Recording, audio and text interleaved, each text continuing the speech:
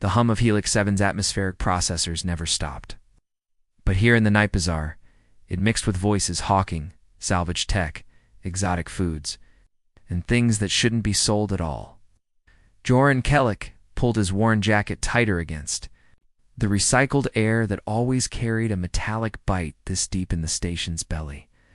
He'd just finished a 16-hour shift pulling corrupted data from a merchant vessel's black box, and all he wanted was to buy some real coffee and disappear into his workshop for the next 2 days. The crowd moved like a slow river around the stalls, most people keeping their heads down and their business quiet. Joran knew the rhythm. Well, he'd grown up in these corridors before earning his way to the upper levels. Through sheer stubbornness and an unusual talent for coaxing secrets from broken computers. Tonight, though, something felt different. Usual background chatter had an edge to it, excited and ugly. He was threading between a spare parts vendor and a food cart when the sound hit him. A sharp crack followed by raucous laughter that made his skin crawl. Joran paused, scanning the crowd for the source. A knot of people had gathered around one of the larger stalls, their faces lit by harsh white floods that someone had rigged to a portable generator. 5 credits, anywhere you want. The voice cut through the noise with practiced showmanship. Fresh off the transport, still got some fight left in her. Joran's stomach turned. He'd heard about these displays, but had never seen one. The crowd shifted, and he caught a glimpse of what held their attention. A woman kneeling on a makeshift platform, her blue-tinted skin marking her as Cathari. Her hands were bound in front of her with ceremonial rope, more for show than restraint. She kept her spine straight despite the jeers, her dark eyes fixed on something beyond the crowd that only she could see.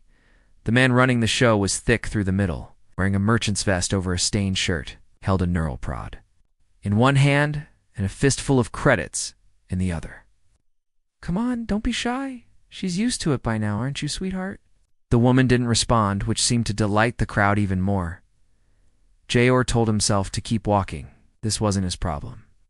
He had work in the morning, bills to pay, and getting involved in something like this would only complicate his life. But his feet wouldn't move. The woman's stillness reminded him of something the way his sister had sat during their father's drunken rages. Perfectly motionless, waiting for it to be over. The merchant raised the prod again, and the crowd leaned forward in anticipation. "Stop." Joran's voice surprised him. He hadn't meant to speak. The merchant looked over, grinning. "Finally. Thought everyone had gone soft tonight. Step up, friend. 5 credits gets you 30 seconds. "I'm not here to hurt her," Joran said, moving closer to the platform. "I'm here to buy her out." The grin faltered. "Buy her out. This is entertainment, not a slave market. Then what's the difference?" Joran reached into his jacket and pulled out his credit chip. "What's she worth to you? Really worth? Not what these people pay for their fun." The merchant's eyes narrowed, calculating. The crowd began to mutter, sensing their show might be ending early. 200 credits, the merchant said. "Now she's damaged goods, mind you. Probably won't last long." Joran's jaw tightened. 200 was most of his emergency fund, but looking at the woman's proud, exhausted face, he knew he couldn't walk away. "Done," he said, extending the chip. The transaction took less than a minute. The merchant cut the ceremonial rope with theatrical flourish, as if he were doing them both a favor. The crowd began to disperse, disappointed but already looking for the next distraction. The woman stood slowly, her legs unsteady. When she looked at Joran, her expression was carefully neutral. "I'm not property," she said quietly. Her voice carried an accent he didn't recognize. "I know," Joran replied. "That's why I'm buying you out, not buying you." She studied his face for a long moment, then nodded once. "And I'll walk with you until I find my own path." Together they left the bright cruelty of the market behind, stepping into the dimmer corridors that led toward the upper levels. Neither spoke, but something had shifted in the station's carefully maintained balance. In a place where exploitation was entertainment, one small act of decency had created ripples that would spread further than either of them could imagine. Vera Solis moved through Joran's workshop like water testing the edges of a new container. Her fingers traced the workbench where circuit boards lay in careful rows, each component sorted by function and condition. The space was cramped, but organized. Every tool had its place, every project its designated corner. She appreciated the logic of it, so different from the chaos she'd endured for the past 3 months. "The shower works," Joran said from behind her, setting a steaming cup on the desk. "Water's recycled but clean. There's soap that doesn't smell like industrial solvent." She turned to face him, noting how he kept his distance, hands visible, movements deliberate. He understood something about fear that most humans didn't, that kindness could feel like a trap when you'd been hurt enough. "Why?" she asked, accepting the cup. The warmth felt like a small miracle against her palms. "Why? What?" "Don't deflect. You know what I'm asking?" She took a careful sip, tasting real caffeine for the first time in weeks. 200 credits. Most humans here wouldn't spend that much to feed their own families. Joran sat on a stool across from her, giving her space to breathe. "My sister," he said finally. "She died when I was 15, overdose, but that wasn't really what killed her. It was everything that came before, the way people treated her like she was disposable, like her pain was entertainment for others." Vera studied his face, looking for the lie beneath the sympathy. She'd learned to read deception in the micro-expressions humans thought they could hide. But Joran's grief was real, old and settled like a scar that had healed poorly. "Your sister was human," she said. "I'm Cathari. We're not the same species." "Pain is pain," he replied simply.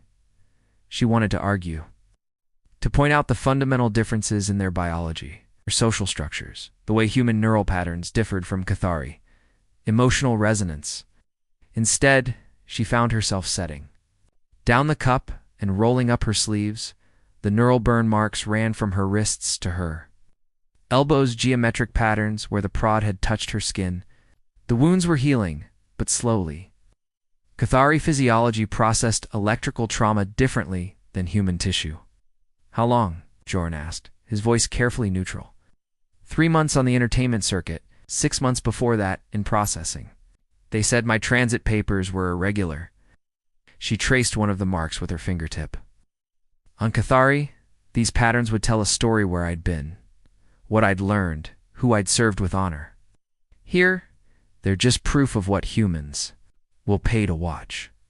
Joran was quiet for a long moment. When he spoke, his voice carried a weight she hadn't expected.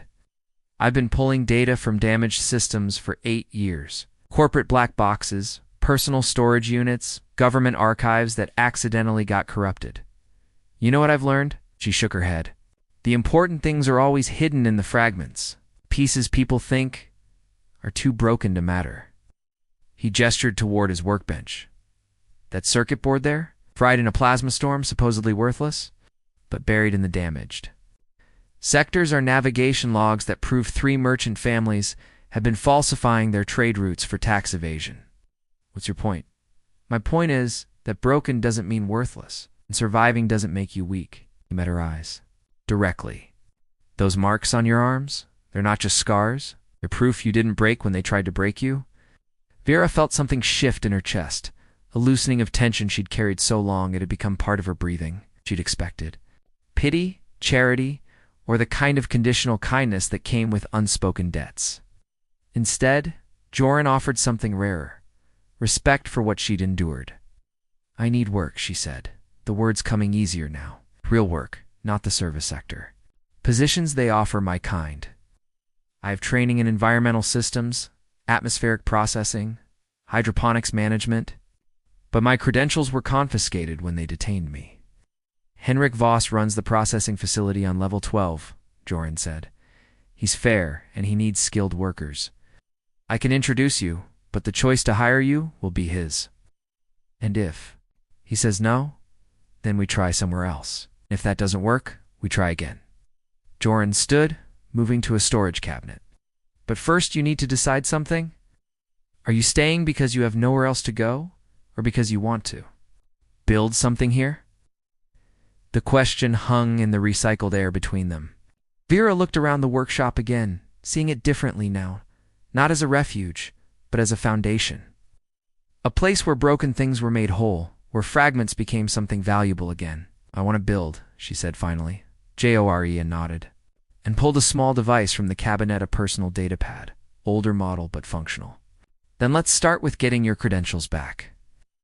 I know someone who specializes in retrieving lost files from government databases. For the first time in months, Vera allowed herself to smile. It felt strange on her face, like a skill she'd almost forgotten. Outside the workshop's small window, Helix 7 hummed with the endless activity of a station that never slept. But inside these walls, something new was beginning to grow.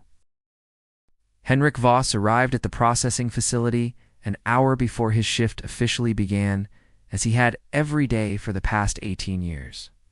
The massive atmospheric recyclers hummed their steady rhythm, pushing filtered air through kilometers of ducting that kept 30,000 souls breathing on Helix 7.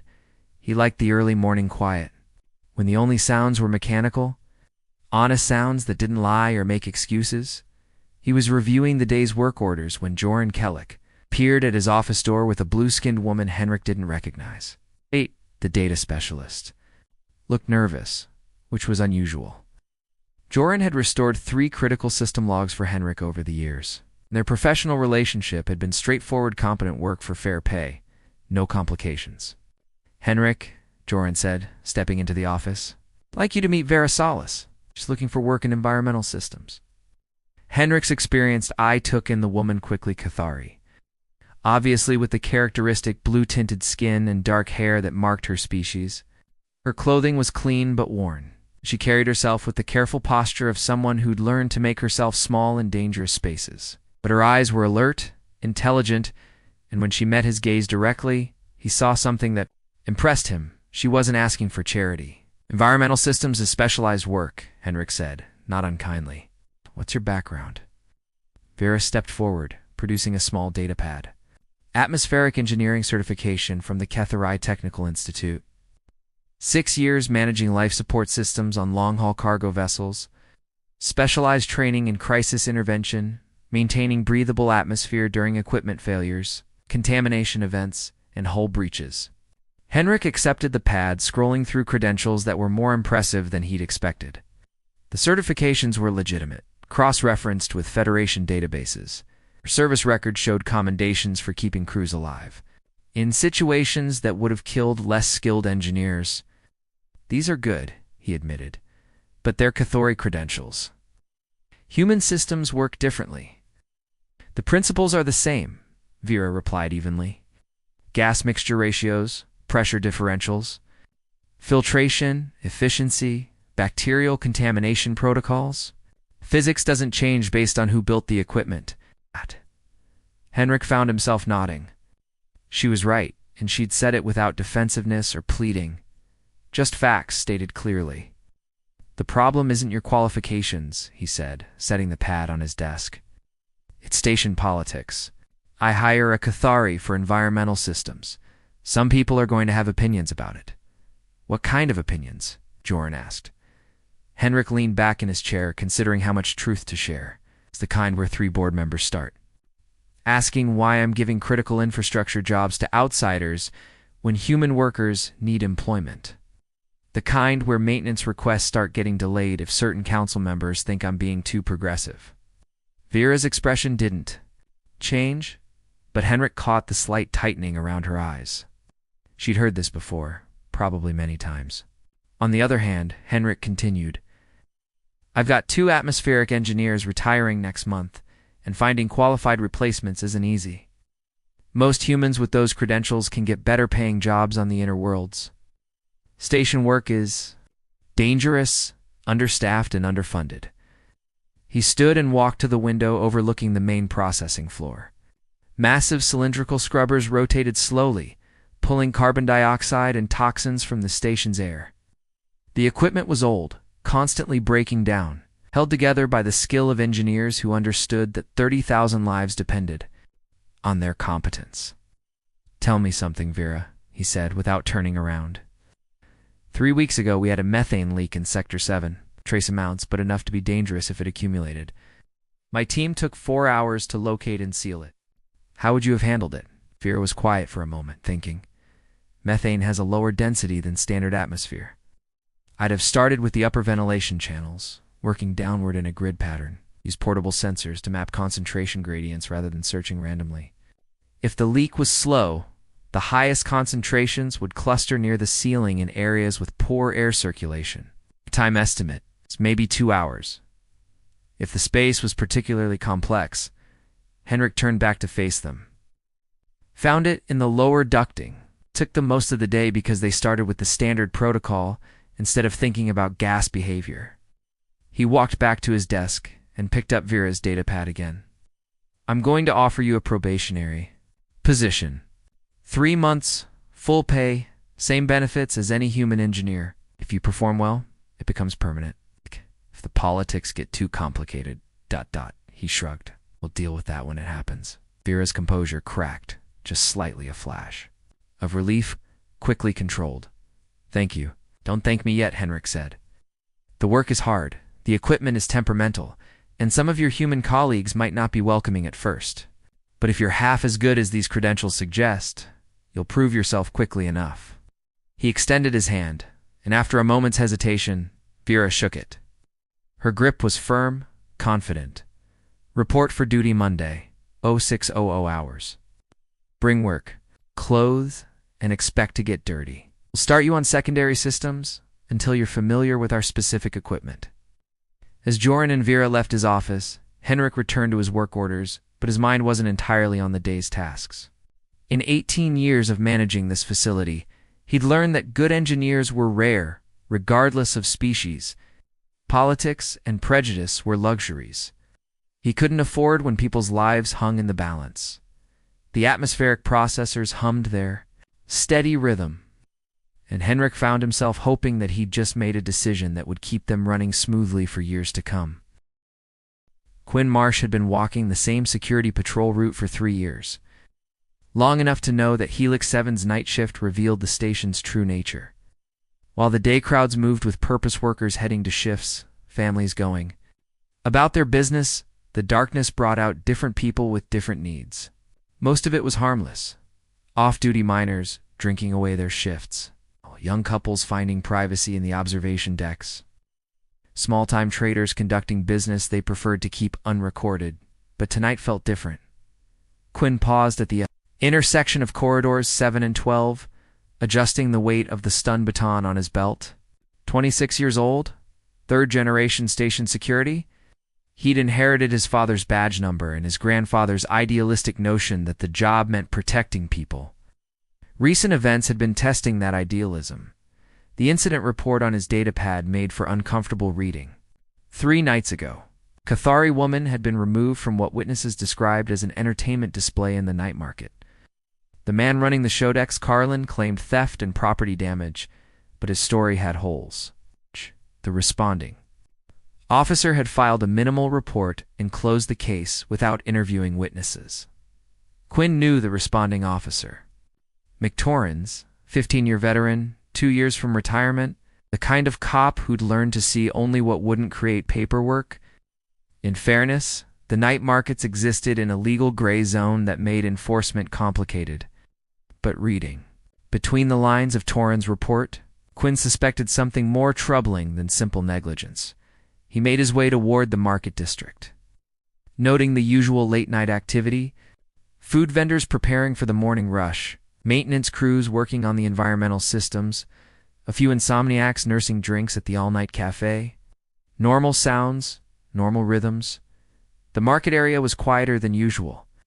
Quinn found Dex. Carlin breaking down his stall, shoving equipment into storage containers with angry efficiency. The man looked up as Quinn approached, his expression shifting from irritation to practiced charm. Officer Marsh, good to see you. Quiet night for patrol, I hope? Actually, I wanted to ask you about the incident 3 nights ago, the theft complaint. You filed. Carlin's smile tightened. Well, nothing came of it, did it? Sometimes you have to write off losses as part of doing business. Quinn consulted his datapad. According to your statement, someone broke your equipment and stole your ... What did you call it? Performance artist? Look, kid, Carlin's tone shifted, becoming less friendly. I run legitimate entertainment here. Adults paying to see what they want to see. All legal, all consensual. If some bleeding heart do-goodar wants to throw money around and interfere with my business, that's between him and his conscience. Consensual, Quinn repeated. The woman involved? She was there voluntarily. Carlin's pause lasted a fraction too long. Of course, don't deal in anything illegal. Quinn had been interviewing suspects and witnesses long enough to recognize the difference between truth and careful word choice. Mind if I ask where you recruited her? For future reference, word of mouth mostly. People know I pay fair wages. For honest work? Carlin finished packing his equipment and shouldered a heavy bag. Now, if you'll excuse me, I've got an early morning. He walked away before Quinn could ask follow-up questions. But not before Quinn noticed something interesting. The storage container Carlin had been loading contained neural prods, restraint equipment, and what looked like portable holding cells. More equipment than a simple entertainment. Business would need. Quinn spent the next hour quietly interviewing other market vendors. Most claimed not to have seen anything, but their body language suggested otherwise. Finally, an elderly woman selling reclaimed electronics pulled him aside. You're asking about Dex's shows? She said, glancing around to make sure they weren't overheard. Been going on for months. Always the same type alien women, desperate enough to take any work. He tells them it's performance art, cultural exchange, that kind of nonsense. And they believe him? They're hungry, she said simply. When you're hungry enough, you'll believe anything that comes with a meal and a place to sleep. But it doesn't. Stay performance art, if you understand me. Quinn understood. He also understood why the previous investigation had been closed so quickly. Following this thread would lead to uncomfortable questions about how many desperate aliens were being exploited on Helix 7 and who was profiting from that exploitation. Back at security headquarters, Quinn pulled up employment records, transit logs, and missing person reports filed over the past 6 months. The pattern emerged slowly but clearly. Dozens of aliens arriving on Helix 7, just with legitimate work visas that were somehow invalidated or delayed, leaving them vulnerable to exploitation. A sophisticated operation that required inside knowledge. Of immigration processing, he was so absorbed in the data that he didn't notice. Lieutenant Sarah Hendricks, approaching his desk until she spoke. Working late, Marsh? Quinn looked up. Quinn looked up. Hendricks was a good supervisor, fair, competent, and unusually willing to support her officers when they pushed back against station politics. If anyone would listen to what he'd found, it would be her. Think we have a problem, he said, turning his screen so she could see the correlation charts he'd compiled. The entertainment displays in the night market aren't random. Someone's systematically targeting vulnerable aliens, and I think there's official involvement.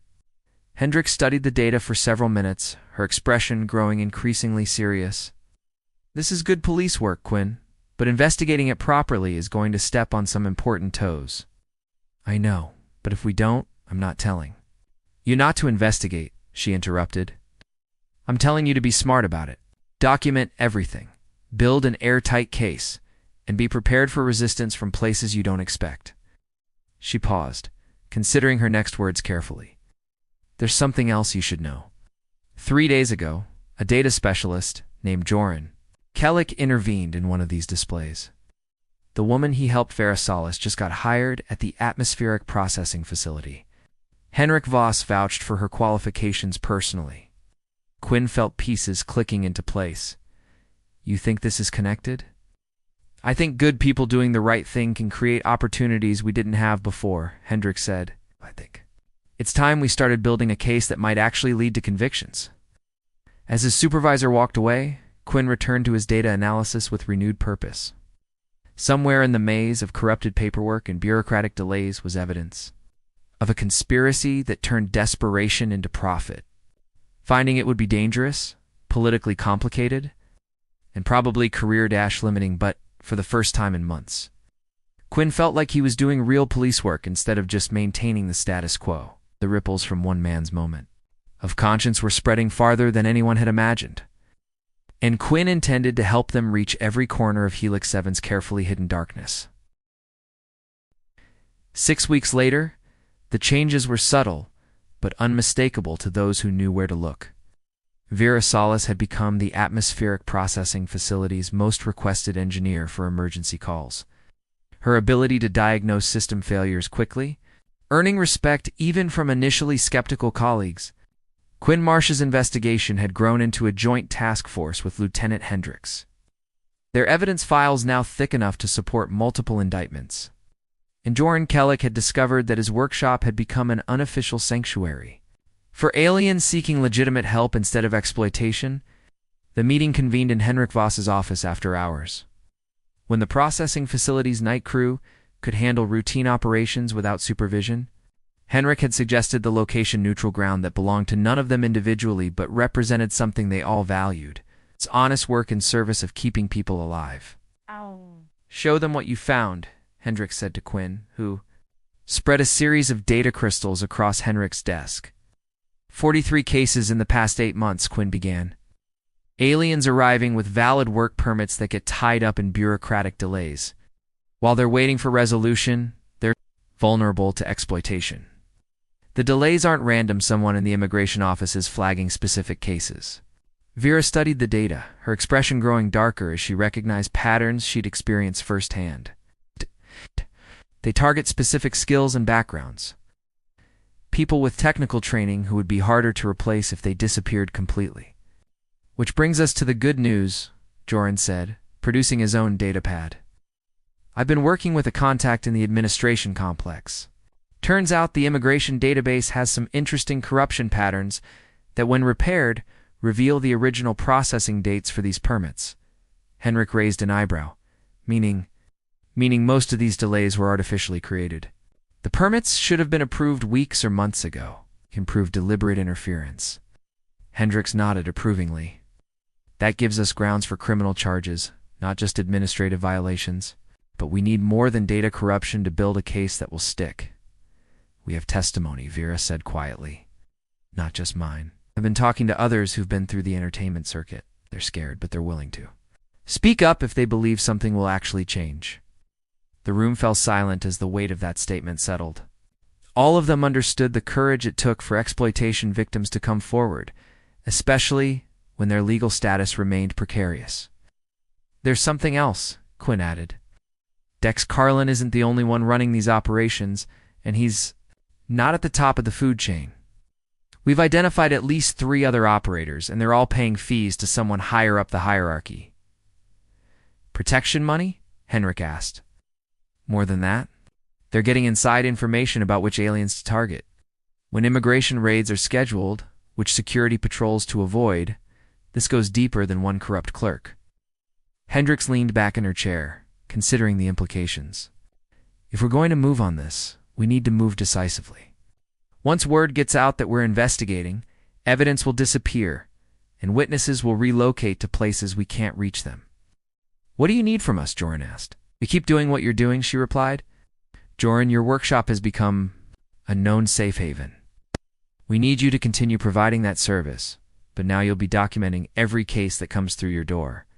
Vera, your position at the processing facility gives you credibility in the alien community that Quinn and I lack. We need you to help us reach people who might otherwise stay silent." "And Henrik?" Vera asked.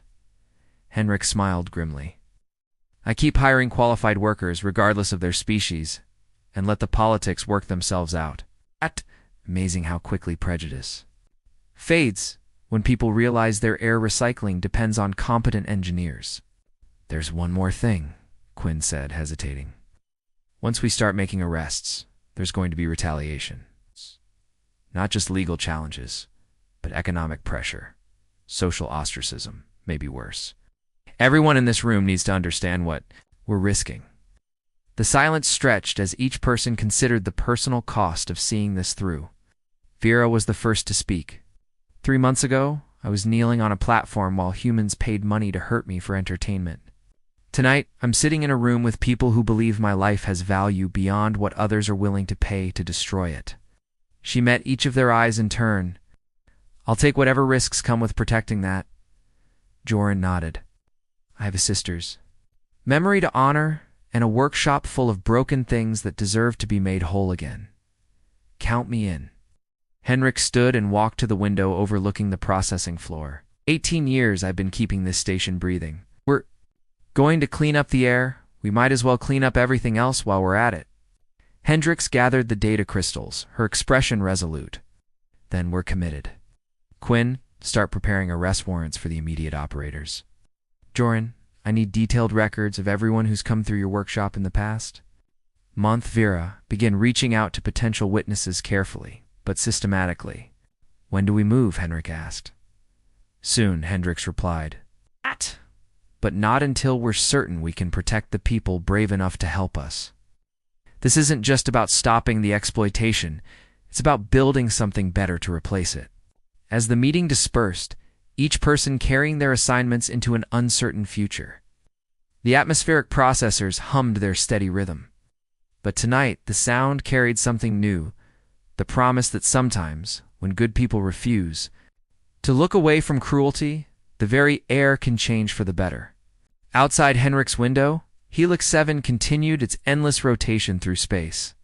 Home to 30,000 souls breathing recycled air and pursuing recycled dreams. But in 5 hearts scattered across the station's levels, something unprecedented was growing, the conviction that even in the vast darkness between stars, small acts of courage could kindle light enough to see by. The real work was just beginning.